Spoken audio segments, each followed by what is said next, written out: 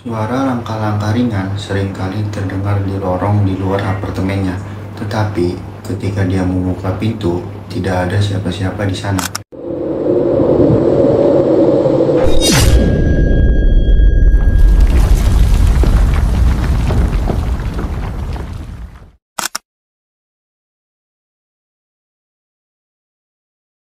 Terima kasih yang sudah klik video ini.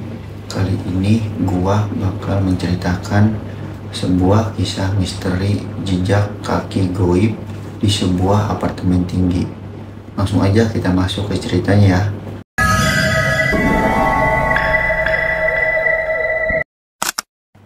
Di sebuah apartemen tinggi di pusat kota yang ramai, terjadi kejadian misterius yang mengguncang seorang penghuni bernama Sarah.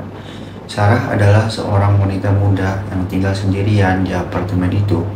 Sejak beberapa malam terakhir, dia mulai merasa ada yang tidak beres. Suara langkah-langkah ringan seringkali terdengar di lorong di luar apartemennya, tetapi ketika dia membuka pintu, tidak ada siapa-siapa di sana. Pada suatu malam, ketika hujan deras mengguyur kota, Sarah terbangun oleh suara aneh di tengah malam. Dia melihat ke arah jendela kamarnya dan melihat ada jejak kaki basah di lantai yang mengarah langsung ke jendela. Jejak kaki itu terlihat seperti milik seseorang yang baru saja memasuki apartemen melalui jendela. Sarah merasa ngeri, namun juga penasaran. Dia mengambil ponselnya dan mengabadikan jejak kaki itu dengan cepat. Sebelumnya, Sarah mencoba mengumpulkan keberanian untuk menyelidiki lebih lanjut. Dengan hati-hati, dia melihat keluar jendela untuk mencari tahu siapa yang mungkin telah memasuki apartemennya di tengah malam seperti ini. Di luar, sangat terlihat jalanan yang sepi tertutup oleh hujan deras. Tidak ada tanda-tanda kehidupan di sekitar apartemen, terkecuali jejak kaki yang basah di lantai kamar Sarah.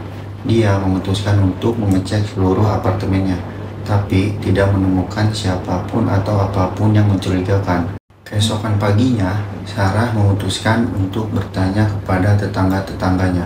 Salah satu tetangganya, seorang pria tua yang tinggal di lantai bawah, memberitahunya bahwa apartemen ini memiliki sejarah misterius. Beberapa tahun lalu, seorang pria muda meninggal secara misterius di apartemen yang sama, dan sejak itu seringkali terdengar suara-suara aneh dan jejak-jejak kaki yang tidak jelas asal-usulnya.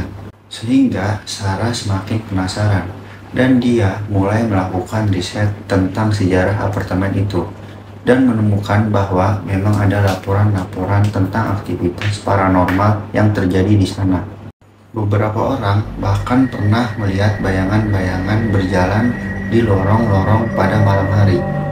Saat malam kembali tiba, Sarah memutuskan untuk mempersiapkan perangkap.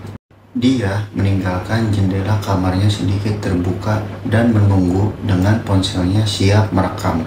Tidak lama kemudian, suara langkah-langkah ringan kembali terdengar di luar apartemennya. Dan Sarah menyelinap ke jendela dengan hati-hati dan melihat sesuatu yang membuatnya terkejut. Sehingga jejak kaki basah kembali terlihat di lantai kamar. Tetapi kali ini ada sosok bayangan gelap yang menghilang dengan cepat di balik perpohonan di luar jendela. Sarah pun panik, tetapi berhasil merekam bayangan itu sebelum ia menghilang. Keesokan paginya, Sarah memutuskan untuk menunjukkan rekaman video itu kepada manajer apartemen. Manajer tersebut terkejut, tetapi tidak terlalu terkejut, dan dia memberitahu Sarah bahwa kejadian-kejadian seperti ini seringkali terjadi, dan beberapa penghuni lain juga pernah melaporkannya.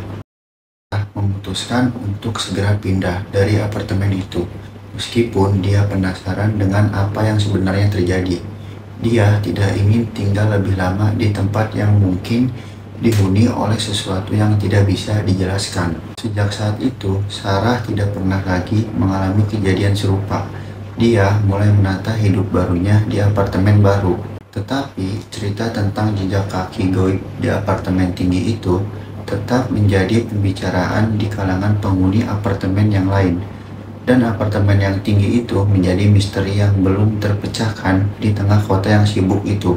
Cerita ini menggambarkan petualangan Sarah dalam menghadapi jejak kakek goib yang muncul di apartemen tinggi tempat tinggalnya, dan banyak meninggalkan sebuah pertanyaan tanpa jawaban yang pasti. Nah, jadi kurang lebih begitu ceritanya. Buat kalian yang punya pengalaman atau cerita misteri, bisa kirim email di channel gua ya guys ya.